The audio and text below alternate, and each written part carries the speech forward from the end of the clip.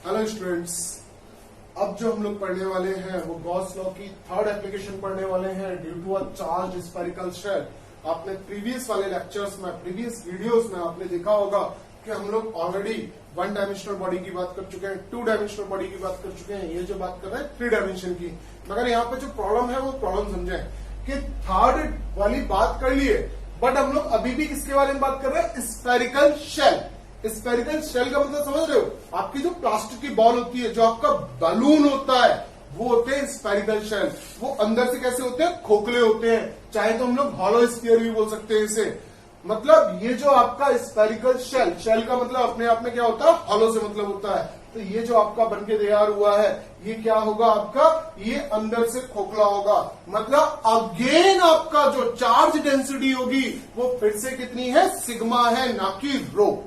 इस बात को आप बिल्कुल दिमाग में रखें। मतलब हम लोगों ने जो थर्ड वाला जो हम लोगों ने चार्ज डिस्ट्रीब्यूशन पढ़ा था, हम उसके बारे में बात नहीं कर रहे हैं। अभी भी हम किसके बारे में बात कर रहे हैं? सेकंड वाले के बारे में ही बात कर रहे हैं, ठीक है? और ये हमको अब बात करनी है। तो सबसे पहले मैंने एक स्फीयर मान लिया कि भाई ये आपका एक स्फीयर है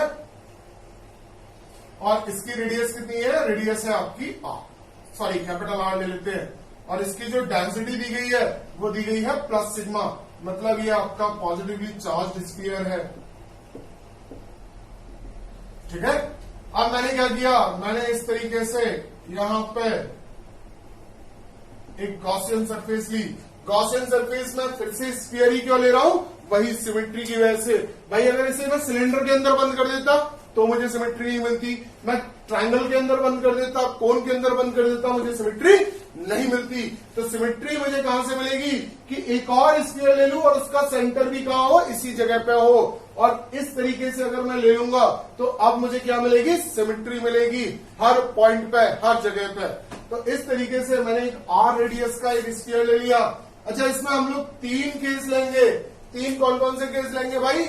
एक तो ये हो सकता है कि ये कहां हो? आउटसाइड में हो। एक क्या हो सकता है कि ये ऑन द सरफेस हो। जो गॉसियन सरफेस मैंने मानी है वो कहां हो? On the surface. और तीसरा केस क्या हो सकता है कि इनसाइड में हो। तो हम तीनों केस में जानना चाहेंगे कि इलेक्ट्रिक फील्ड की वैल्यू क्या क्या होगी। तो अब हम लोग यहां पर स्टार्ट करते हैं। तो जैसा कि मैं बोल रहा हूं कि हम लोगों को अलग अलग तीन केस लेने हैं। तो मैं फर्स्ट केस ले रहा हूं यहां पर कि भाई केस वन में क्या ले लिया मैंने? कि भाई आपका जो आर है वो ग्रेटर देन आर है। मतलब ये वाली कंडीशन है कि जो गॉसियन सरफेस है वो ये है और जो हमारा शेल है वो यहां, ठीक है?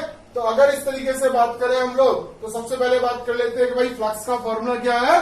फ्लक्स इक्वल टू होता है E इंटू डेल्टा एस, या d phi equal to into d s कर देते हैं, ठीक है? वेक्टर साइन लगेगा यहां पे, वेक्टर साइन लगा दिया तो डी फाई की वैल्यू कितनी हो गई? E D s cos theta. और देखो यहां पे इस बात को समझो कि अगर मैं कहीं भी निकालूं, किसी भी पॉइंट पे निकालूं कि भाई एरिया वेक्टर किधर होगा और ये कहां होगा, इलेक्ट्रिक फील्ड कहां होगा, तो देखो इलेक्ट्रिक फील्ड की डायरेक्शन ये हो गई आपकी, एरिया वेक्टर भी इस जगह पे यही हो गया। तो इसका मतलब कितना हो गया कि एंगल हो गया आपका जीरो। कहीं भी ले लो आप, कहीं भी, हर जगह पे एंगल कितना होगा? जीरो होगा। तो अगर मैं यहां पर बात करूं कि भाई डी फाई की वैल्यू कितनी है हमारी, इंटीग्रेट कर देते हैं तो d phi equal to integration of d s cos कितना हो गया? 0 डिग्री। किसके लिए? क्लोज इंटीग्रेशन के लिए। तो फाई इक्वल टू कितना हो गया? ई कॉस 0 की वैल्यू कितनी हो गई? 1। तो वैल्यू कितनी आ गई? अब देखो ई तो कांस्टेंट है, बाहर आ गया, कितना हो गया? D S. वैल्यू कितनी आ गई भाई? स्फीयर का कितना होता है आपका एरिया? 4 pi r square. अब बात आएगी सर आर कौन सा लेना है? आर स्मॉल वाला लेना है, कैपिटल वाला लेना है? तो देखो आप फ्लक्स निकाल रहे हो, फ्लक्स किसके थ्रू निकाल रहे हो? गॉसियन सरफेस के थ्रू। तो गॉसियन सरफेस के थ्रू अगर आप फ्लक्स निकाल रहे हो तो इसका मतलब आपको जो एरिया लेना है वो किसका लेना है? वो गॉसियन सरफेस का लेना है। तो अगर मुझे गॉसियन सरफेस का एरिया लेना पड़ जाएगा तो इसका मतलब क्या हो गया कि मैं यहां पे वैल्यू लूंगा 4 पाई आर स्क्वायर। बात समझ में आ गई? तो अब अगर मैं बात करूं फ्रॉम गॉस लॉ, क्या हो जाएगा भाई? डी फाई इक्वल टू कितना हो गया आपका? सॉरी, फाई इक्वल टू कितना हो गया? फाई इक्वल टू हो जाएगा आपका Q अपॉन एप्सिलॉन नॉट। और Q को मैं क्या लिख दूंगा? अभी लिखा था मैंने सिग्मा इंटू ए अपॉन एप्सिलॉन नॉट। अब देखो यहां पे फिर कंफ्यूजन आएगा कि सर अब एरिया किसका लेना है। तो एरिया को समझो भाई, एरिया तो मुझे उस वैल्यू का लेना है ना, उस स्फीयर का लेना है जिसके पास चार्ज है। चार्ज किसके पास है? चार्ज है इस वाले स्फीयर के पास जिसकी रेडियस कितनी है? कैपिटल आर है। चार्ज इसके पास है, अब इसका एरिया नहीं लूंगा, इस पर थोड़ी था चार्ज। चार्ज किस पे था? इस वाले पे। तो इस वाले पे लेना है, तो ये कितना हो जाएगा आपका? कितना हो गया? सिग्मा ए की वैल्यू कितनी हो गई? 4 pi r square upon epsilon not 5 की। अब अगर मैं बात करूं तो ये आपकी इक्वेशन कितनी बन गई? इक्वेशन बोल देते हैं इसे 2, इसे बोल देते हैं इक्वेशन 1। अगर मैं दोनों उनसे लूं फ्रॉम इक्वेशन 1 एंड 2, क्या हो जाएगा भाई? 1 एंड 2 से अगर मैं बात करूं तो कितना हो जाएगा भाई? E into 4 pi r square equal to कितना हो जाएगा? इक्वल टू हो गया sigma 4 pi r square upon epsilon naught. अब देखो 4 पाई से 4 पाई कट गया और आपका क्या आ गया? Sigma upon epsilon naught r upon r और उसका होल स्क्वायर। ये कहां का केस होगा? आउटसाइड का। कहां का केस होगा? आउटसाइड का, क्योंकि केस 1 में हम लोगों ने गॉसियन सरफेस को कहा लिया आउटसाइड। केस 2 ले लेते हैं। केस 2 में क्या कर दिया? आर इक्वल टू आर कर दिया। आर इक्वल टू आर करते ही आपकी भाई आर इक्वल टू आर हो गया इस इक्वेशन से, इसे बोल देते हैं इक्वेशन 3। तो फ्रॉम इक्वेशन 3 क्या हो जाएगा? E equal to sigma upon epsilon naught, क्योंकि अब आर से आर आपका कट गया।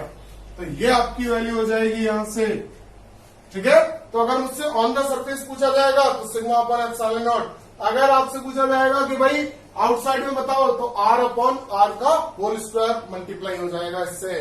ठीक है, अब अगर मुझसे पूछा जाए केस 3, अगर केस 3 पूछा जाए मुझसे, केस 3 में हम लोगों को पहले फिगर को ही रीड्रॉ कर लेते हैं हम लोग।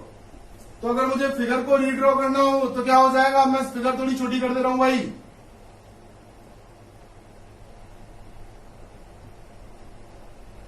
ठीक है, और ये आपका स्फीयर हो गया बाहर वाला, ये है कैपिटल आर और ये है आपकी स्मॉल आर। ठीक है, चार्ज किसके पास है? चार्ज है इसके पास। अब देखो अगर मैं बात करूं फ्रॉम गॉस लॉ,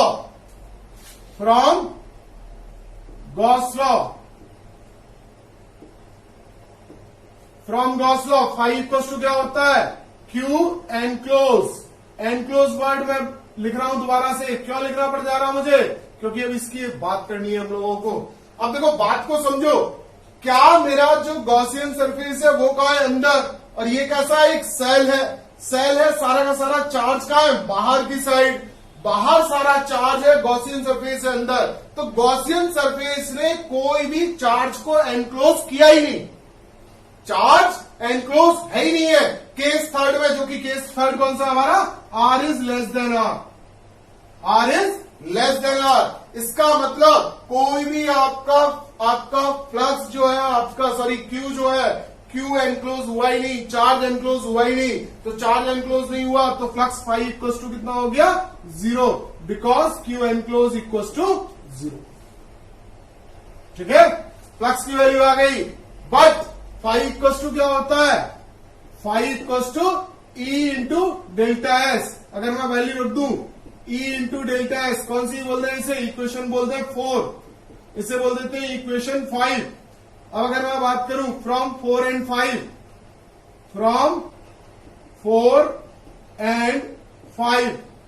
क्या हो जाएगी भाई? 4 एंड 5 से अगर मैं बात करूं तो E dot delta s equal to 0, तो ई इक्वल टू 0, मतलब इलेक्ट्रिक फील्ड इनसाइड में कितना हो जाएगा?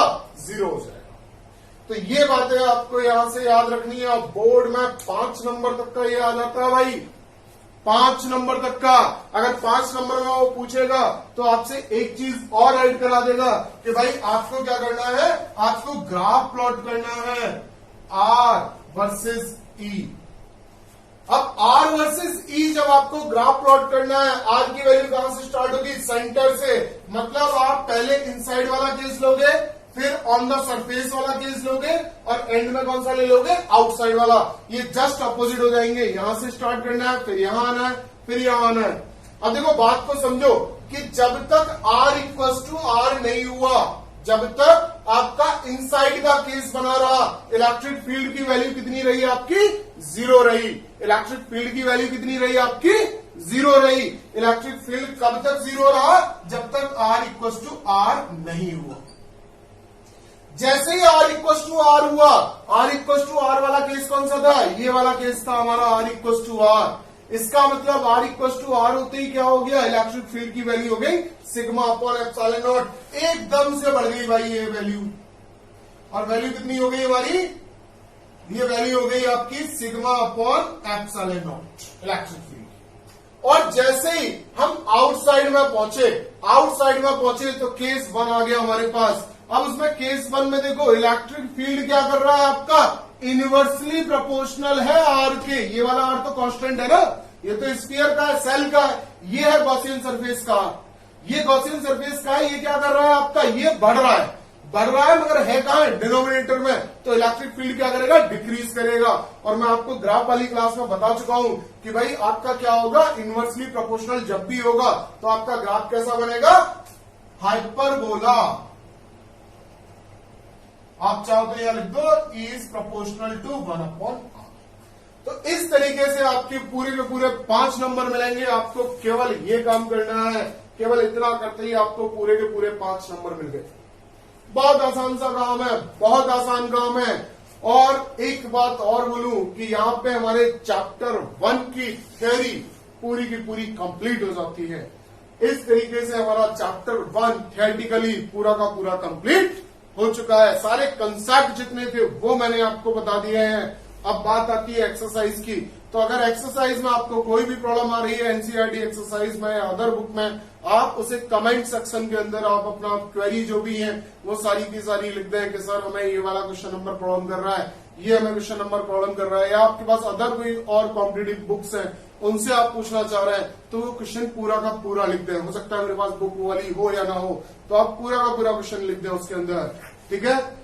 फिर मैं आपसे एक बार फिर से कह रहा हूं कि भाई चैनल को आप सब्सक्राइब कर लें, जिससे कि कोई भी वीडियो आपसे छूटे नहीं। बेल आइकन को आप जरूर से दबा दें, जिससे कि जैसे ही हम कोई वीडियो अपलोड करें आपके पास वीडियो तुरंत पहुंच जाया करें। लाइक किया करें, शेयर किया करें, कमेंट किया करें, जिससे कि हमें मालूम रहे कि आप एक्टिव हैं और आप हमारी स्टडी हमारे चैनल के थ्रू कर रहे हो अच्छे तरीके से, ठीक है। और आप जितना हो सके फर्स्ट चैप्टर में आप इन वीडियोस को देखोगे, आपको फर्स्ट चैप्टर में कोई प्रॉब्लम नहीं आने वाली है। अगर कोई प्रॉब्लम आती है आप मुझे जरूर से बताएं, मैं उसके लिए एक अलग से वीडियो डाल दूंगा पूरी, ठीक है।